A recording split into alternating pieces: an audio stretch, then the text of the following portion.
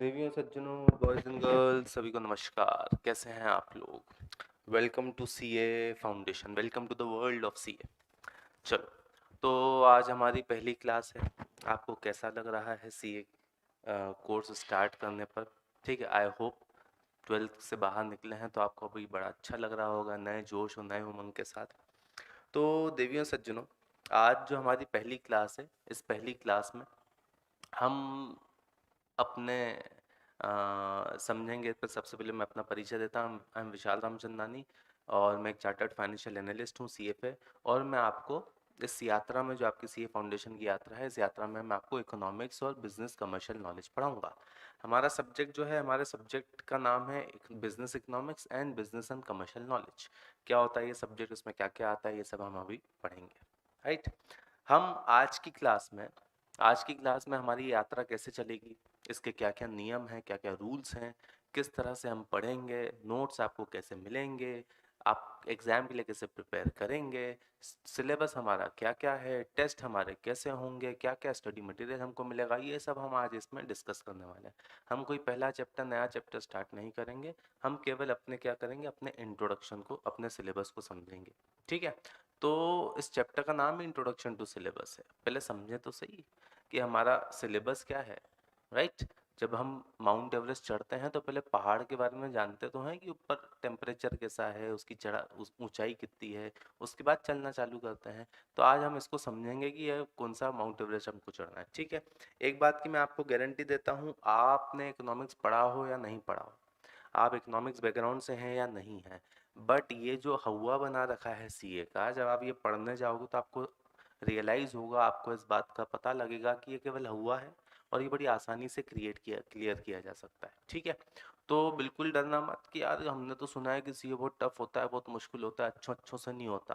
अच्छों से नहीं होता, मानता हूँ, पर आप उन अच्छों से भी बेहतर हो, आपसे होगा, अवश्य होगा। ठीक है। चलो, पर उसका क्या है कि बस ऐसा नहीं है कि इस रास्ते पे चला नहीं जा सकता, मंजिल पे पहुंचा नहीं जा सकता, बट उसका कुछ तरीका होता है। एक डिसिप्लिन्ड वे में आप करोगे तो बिल्कुल हो जाएगा, और वो तरीका आपको बताया जाएगा। तो बिल्कुल बेफिक्र रहना, आपको आसानी से, आप क्या करोगे, एकदम ग्लाइड करते हुए आप इस रास्ते पे आगे चलोगे और अपनी मंजिल पे पहुंचोगे। तो देवियों सज्जनों, बॉयज एंड गर्ल्स, पढ़ना चालू करते हैं हम सिलेबस के बारे में। ठीक है। देखो, जैसा कि आपको स्क्रीन पे दिख रहा है कि हमारा सिलेबस है, उसका नाम है सीए फाउंडेशन हम कर रहे हैं, और हमारे सिलेबस का नाम है business economics and business and commercial knowledge. ठीक है। तो business economics and business and commercial knowledge syllabus को अगर हम देखें तो ये भाई दो पार्ट में डिवाइडेड है। राइट। एक हिस्सा है इसका 100 नंबर का, जिसको इकोनॉमिक्स सॉरी, एक हिस्सा है इसका 60 नंबर का, जो कि बिजनेस इकोनॉमिक्स है, पूरे 100 नंबर का सब्जेक्ट है। एमसीक्यू बेस्ड क्वेश्चन इसमें आएंगे, कुछ लिखना नहीं है अपन को केवल क्या करना है, अपन को केवल सही आंसर देखना है, उस पर टिक करना है, बस बात खत्म। तो 60 नंबर का आपका बिजनेस इकोनॉमिक्स है, अच्छी बात है सर। 40 नंबर का आपका बीसी के है, बिजनेस एंड कमर्शियल नॉलेज, अच्छी बात है सर। ठीक है। तो ऐसे करके 60 और 40 के बेसिस पे आपके सिलेबस को डिवाइड किया गया है। अगर बोला है 60 नंबर को तो एग्जैक्टली 60 नंबर का ही आएगा बिजनेस इकोनॉमिक्स, और अगर बोला गया है 40 नंबर का बीसी के है तो एग्जैक्टली 40 नंबर का आएगा बीसी के। ठीक है। इसमें कोई ऊंच नीच नहीं होगी जरा से भी। राइट। ठीक है। अब बिजनेस इकोनॉमिक्स के सिलेबस को पढ़ना चालू करें तो बिजनेस इकोनॉमिक्स के सिलेबस में क्या क्या है साहब, आ जाओ बिजनेस इकोनॉमिक्स के सिलेबस को देखते हैं। देखो, बिजनेस इकोनॉमिक्स के सिलेबस में टोटल 5 चैप्टर हैं। कितने चैप्टर हैं? 5। और हर चैप्टर में अलग अलग यूनिट है। सर, बचपन से हम पढ़ते आए हैं, तुमने देखा है यूनिट दी रहती है, यूनिट के अंदर चैप्टर दिए रहते हैं। यहाँ उल्टा क्यों लिख दिया सर आपने? चैप्टर दिया है, चैप्टर के अंदर यूनिट है। देखो, ऐसा इसीलिए क्योंकि आपका जो मॉड्यूल डिजाइन है, आपको नोट्स मिलेंगे, नोट्स की एक बुकलेट मिलेगी आपको। नोट्स की बुकलेट जो है वो पूरी तरह से किस पे बेस्ड है? मॉड्यूल पे बेस्ड है। जैसा जैसा जैसा जैसा कंटेंट मॉड्यूल में दिया है वही कंटेंट हमने लिया है, उसी स्ट्रक्चर में, उसी डिजाइन में लिया है, बट उसको और ज़्यादा सिंप्लीफाई कर दिया है, उसको ज़्यादा अट्रैक्टिव कर दिया है और अच्छे तरीके से उसको एक्सप्लेन किया। बट टॉपिक सारे वैसे ही लिए हैं, उसी डिज़ाइन में लिए हैं, उसी सीक्वेंस में लिए हैं, उसी स्ट्रक्चर में लिए हैं। देखो, ये जो मॉड्यूल है ना, जो इंस्टीट्यूट हमें देता है, ये मॉड्यूल हमारी होली बुक है। यही हमारा गीता है, यही हमारा कुरान है, यही हमारा बाइबल है, यही हमारा गुरु ग्रंथ साहब है। ठीक है। तो ये हमारी होली किताब है। अब क्योंकि इसमें जैसा दिया है वैसा हमको पढ़ना है, हम नोट्स से पढ़ेंगे, आपको नोट्स की बुकलेट मिलेगी। लेकिन आप कभी भी, मैं इस बात की गारंटी देता हूँ, कभी भी आप नोट्स की बुकलेट उठाओ, उसको खोलो, और आप अपना मॉड्यूल उठाओ, उसको खोलो, और दोनों को मैच कर लो, तो हर एक आइटम, हर एक टॉपिक मॉड्यूल का आपको नोट्स में मिलेगा।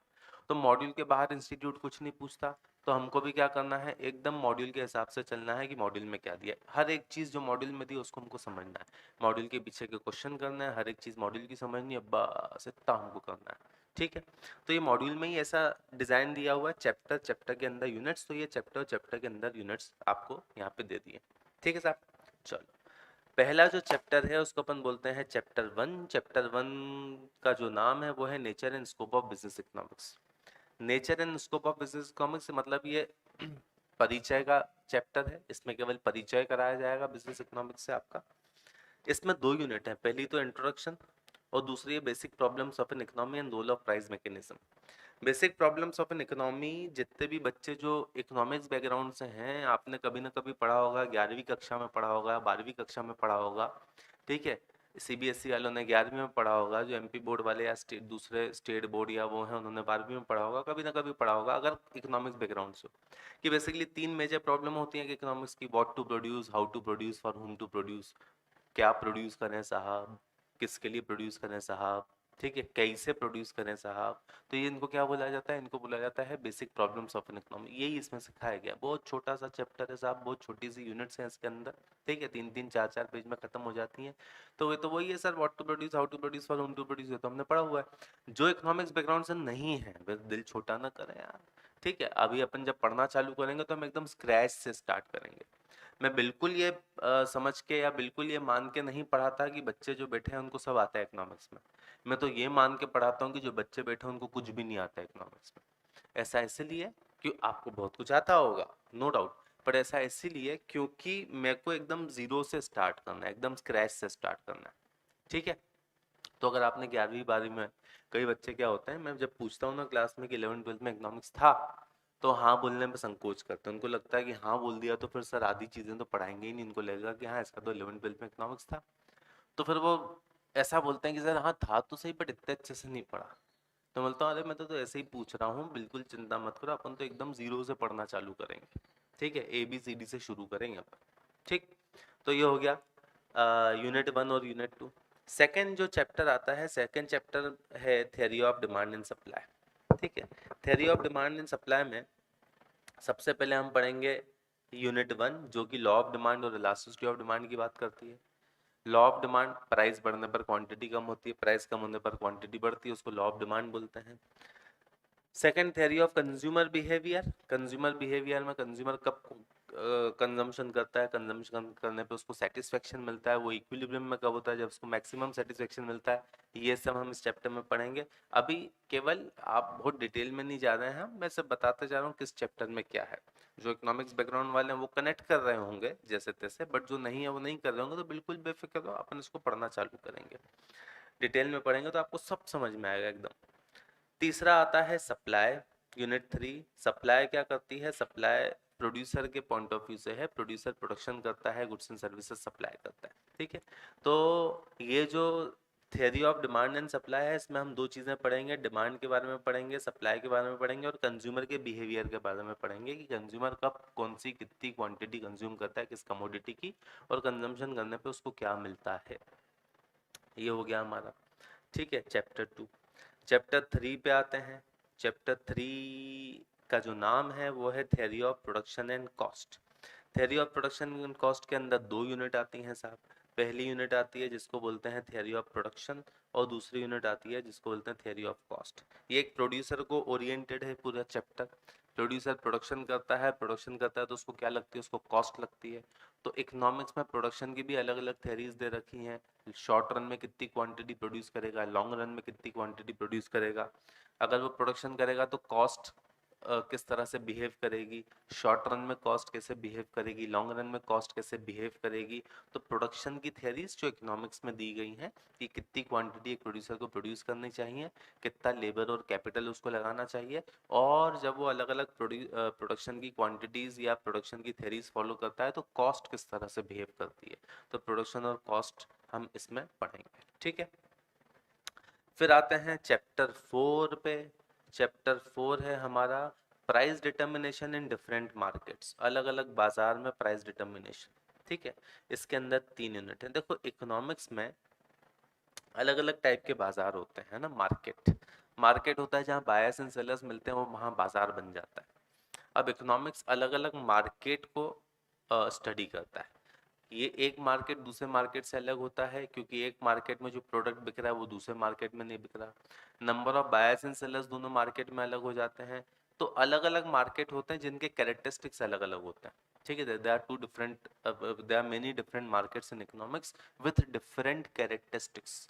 अलग अलग मार्केट का जो स्ट्रक्चर है वो अलग अलग होता है। अलग कैसे सा स्ट्रक्चर अलग होता है, numbers of buyers and sellers अलग हो जाते हैं तो वो अलग मार्केट हो गया। कई ऐसे मार्केट होते हैं जहाँ कम number of buyers and sellers होते हैं तो वो अलग मार्केट है। जैसे डायमंड मार्केट की बात करें, अगर डायमंड एक कमोडिटी है उसके मार्केट की बात करेंगे तो डायमंड में बहुत ज़्यादा बायर्स एंड सेलर्स हैं। क्या सब्जी मार्केट की बात करो और गोल्ड ज्वेलरी डायमंड की बात करो तो डायमंड गोल्ड ज्वेलरी इसमें बहुत कम बायर्स एंड सेलर्स होते हैं। पर सब्जी मार्केट देखोगे तो वहाँ बहुत ज़्यादा बायर्स एंड सेलर्स होते हैं क्योंकि हर कोई खरीदता है। तो ये अलग मार्केट होगा ना, number of buyers and sellers अलग, ठीक है। सब्जी मंडी में अलग बट डायमंड मार्केट्स में अलग। तो इसलिए इकोनॉमिक्स इनको अलग अलग मार्केट मानता है कि भैया इसमें अलग फीचर्स हैं, इसकी वर्किंग अलग है, इसमें अलग फीचर्स हैं, इसकी वर्किंग अलग है, इसमें अलग प्रोडक्ट चल रहा है, इसमें अलग प्रोडक्ट चल रहा है, इसमें अलग टाइप के बायर्स एंड सेलर्स हैं, इसमें अलग टाइप के बायर्स एंड सेलर्स हैं। तो ऐसे करके आ जाओ, ऐसे करके अलग अलग मार्केट बन जाते हैं इकोनॉमिक्स में। वापस जो इकोनॉमिक्स बैकग्राउंड हैं वो समझ रहे होंगे कौन कौन से टाइप के मार्केट होते हैं। तो अलग अलग टाइप के मार्केट होते हैं। अब ये जो अलग अलग टाइप के मार्केट हैं इसमें प्राइस कैसे डिसाइड होता है, different markets have different mechanism of deciding the price, तो वो भी हम इसमें पढ़ेंगे। तो इसके अंदर 3 यूनिट हैं। पहली यूनिट क्या है, meaning and types of market. इसमें अलग अलग टाइप के मार्केट ही पढ़ाए जाएंगे कि कौन कौन से मार्केट हैं जिनको आपको पढ़ना है। फिर आता है डिटर्मिनेशन ऑफ प्राइस, उन मार्केट्स में प्राइस कैसे डिसाइड होता है। और फिर आता है price output determination. Price output determination मतलब प्राइस तो यहाँ डिसाइड हो गया बट क्वांटिटी कैसे डिसाइड होगी, मतलब किस मार्केट में प्रोड्यूसर को कितनी क्वांटिटी बेचनी चाहिए। एक प्रोड्यूसर उतनी ही क्वांटिटी बेचेगा जितनी क्वांटिटी बेचने पर उसको मैक्सिमम प्रॉफिट हो रहा है। तो भाई पहले चैप्टर में क्या पढ़ेंगे, अलग अलग प्रकार के बाजार, कितने प्रकार के बाजार इकोनॉमिक्स में होते हैं सबके कैरेक्टरिस्टिक्स पढ़ेंगे, ठीक है। ये भी समझेंगे एक बाजार दूसरे बाजार से कैसे भिन्न है। दूसरा हम पढ़ेंगे अलग अलग बाजार में प्राइस कैसे डिसाइड होता है। और तीसरा हम पढ़ेंगे कि जब ये प्राइस डिसाइड होता है तो हर एक बाजार में कितनी क्वांटिटी प्रोड्यूसर बेचेगा, प्रोड्यूस करेगा, सेल करेगा सो दैट उसको मैक्सिमम प्रॉफिट, ठीक है। ये हम चैप्टर 4 में पढ़ेंगे। फिर आते हैं चैप्टर 5 जिसमें आता है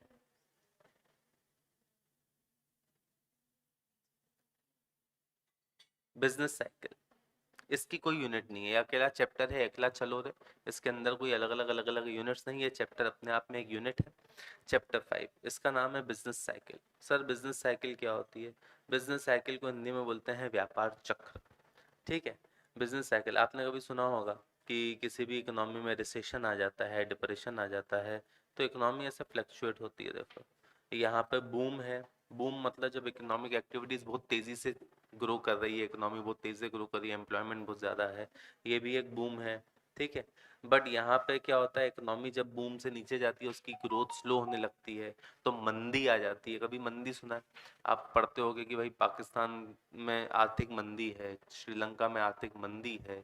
तो ये ऐसा क्यों, अपने देश में तो ऐसा नहीं सुनते हम आर्थिक मंदी है, वहाँ क्यों हम सुन रहे हैं आर्थिक मंदी है, क्योंकि वो अपनी उनकी जो व्यापार चक्र है वो चक्र में अभी इस स्थिति में है। यहाँ पे ये जो पूरी स्थिति बता रहा है ये मंदी की बता रहा है। जब इकोनॉमिक एक्टिविटी इतनी नीचे गर्त में चली जाती है तो उसको अपन मंदी बोलते हैं, लेकिन जब इकोनॉमिक एक्टिविटीज यहाँ ऊपर बढ़ जाती है तो उसको हम क्या बोलते हैं, बूम बोलते हैं। तो सर ज़्यादा अच्छी स्थिति क्या है, ज़्यादा अच्छी स्थिति बूम है भाई। बूम रहेगा तो नाम ही कितना अच्छा है, बूम बूम बूम। तो बूम बूम रहेगा तो फिर जीडीपी तेजी से ग्रो करेगी, जीडीपी तेजी से ग्रो करेगी तो जॉब्स क्रिएट होंगे, जॉब्स क्रिएट होंगे तो जितने भी नए चार्टर्ड अकाउंटेंट्स निकलेंगे उनको भर भर के जॉब्स मिलेंगे। ठीक है, तो ये व्यापार चक्र। तो व्यापार चक्र में कौन कौन सी स्टेजेस आती हैं, उस कब मंदी आती है, कब तेजी आती है, कब बूम आता है, कब रिसेशन आता है, उसके पीछे के रीजन क्या होते हैं। ठीक है, क्यों ऐसा होता है कि बूम आया, क्यों ऐसा होता है कि रिसेशन आया, ये सब हम क्या करेंगे, ये सब हम इसमें पढ़ेंगे। ठीक है, तो ये हमारा बिजनेस इकोनॉमिक्स हो गया 60 नंबर का, जिसके अंदर 5 चैप्टर हैं, जिसके अंदर अलग अलग यूनिट्स हैं, जिसको हम क्या करेंगे, पढ़ेंगे। ठीक है, कोई समस्या इसमें? ये केवल इंट्रोडक्शन, आपको हर एक चैप्टर मालूम तो पड़े कि हमको क्या क्या पढ़ना है। ठीक है, तो अगर इसको आप काउंट करो, देखो इसको आप काउंट करोगे तो ये नंबर 1 है, ये नंबर 2 है, ये नंबर 3 है, 4 5 6 7 8 9 और 10, तो और ये 11, सॉरी, है ना, ये अपने आप में एक यूनिट है 11। तो ऐसे करके पूरे 11 चैप्टर हैं जो हमको इसमें पढ़ने हैं बिजनेस इकोनॉमिक्स में। ठीक है, चलो 60 नंबर और 11 चैप्टर। आगे आते हैं, जो दूसरा पार्ट है हमारे सिलेबस का 40 नंबर का, उसको बोला जाता है business and commercial knowledge, BCK, business and commercial knowledge. ठीक है, बिजनेस एंड कमर्शियल नॉलेज में 6 चैप्टर हैं मात्र, इसके अंदर कोई यूनिट नहीं है, हर चैप्टर अपने आप में एक यूनिट है। इसमें भी शुरुआत किससे होती है मेरे दोस्त? शुरुआत होती है इंट्रोडक्शन से सर। ठीक है, शुरुआत होती है इंट्रोडक्शन से। अभी चल शुरू करते हैं। ठीक है, शुरुआत होती है इंट्रोडक्शन से। आप इतने में वो तिवारी जी को बोल दो प्रोजेक्टर ऑन कर दें। ठीक है, चलो, तो business and commercial knowledge 40 number का, जिसमें चैप्टर 1 है। चैप्टर 1 आपका है इंट्रोडक्शन। इसमें हम समझेंगे कि बिजनेस एंड कमर्शियल नॉलेज होता है। देखो, आपको बिजनेस एंड कमर्शियल नॉलेज क्यों पढ़ा है, मैं इसका सार बता देता हूँ उसका। आप सीए बनने के बाद कॉर्पोरेट सेक्टर में जाओगे, अभी आप 12 पास करके आए हो। ठीक है, तो कौन कौन सी कंपनीज काम करती हैं, वो क्या क्या बिजनेस टर्मिनोलॉजीज यूज़ करती हैं, कौन कौन सी गवर्नमेंट एजेंसीज होती हैं जो बिजनेस को बढ़ावा देने के लिए गवर्नमेंट ने फॉर्म की हैं, उन सब का नॉलेज आपको इस सब्जेक्ट में दिया जाता है। देखो, नाम ही क्या है, कमर्शियल नॉलेज। ये जो कॉमर्स एंड इंडस्ट्री काम कर रही है, जिसमें आपको एंटर करना है सीए बनने के बाद, आपको वो कमर्शियल सेक्टर जो है एक इकोनॉमी का, उसका नॉलेज तो होना चाहिए। कौन कौन सी इंडस्ट्रीज हैं, कौन कौन सी कंपनीज हैं, कौन कौन सी गवर्नमेंट एजेंसीज हैं, तो वो बिजनेस एंड कमर्शियल नॉलेज। ठीक है, ये हमको इस सब्जेक्ट में पढ़ना है। सबसे पहले इंट्रोडक्शन हो गया। इंट्रोडक्शन के बाद business environment. Business environment basically क्या होता है कि अगर हम बिजनेस की बात करें तो कई सारे फैक्टर्स ऐसे होते हैं जो बिजनेस को अफेक्ट करते हैं, जिसको हम बिजनेस एनवायरनमेंट बोलते हैं। इंटरनल एनवायरनमेंट और एक्सटर्नल एनवायरनमेंट। इंटरनल मतलब बिजनेस की खुद की कमियों के कारण बिजनेस कम ज़्यादा हो सकता है, खुद की कैरेक्टरिस्टिक्स के कारण। एक्सटर्नल एनवायरनमेंट में क्या होता है कि बाहरी एनवायरनमेंट जो बिजनेस को अफेक्ट करता है। कुछ भी ऐसी घटना हो गई जो बिजनेस आपके व्यापार को अफेक्ट कर सकता है, कोई भी नए इनोवेशन हो जाते हैं जो व्यापार को अफेक्ट कर देते हैं। तो ये क्या क्या फैक्टर्स होते हैं जो आपको बिजनेस को अफेक्ट करते हैं। जब आप किसी बिजनेस को रन कर रहे हो तो आपको पता होना चाहिए कि ये एनवायरनमेंट अगर ऐसे चेंज हो गया तो इसका हमारे बिजनेस पे क्या असर होगा। ठीक है, तो बिजनेस, जैसे मैं आपको एक एग्जांपल देता हूँ, कंपनी थी कोडेक। वो क्या करती थी, वो कैमराज बनाती थी। ठीक है, और वो रील वाले कैमरा आते थे पहले। ठीक है, वो कंपनी वो बनाती थी। फिर क्या हुआ, डिजिटल कैमरा आ गया, एक नया इनोवेशन आ गया, तो कंपनी बंद हो गई। ये बिजनेस एनवायरनमेंट चेंज हुआ तो उसके कारण क्या हो गया, कंपनी पूरी तरह से बंद हो गई। तो ये इसमें हम ये पढ़ेंगे कि कौन कौन से बिजनेस एनवायरनमेंट होते हैं जो बिजनेस को क्या करते हैं, अफेक्ट करते हैं।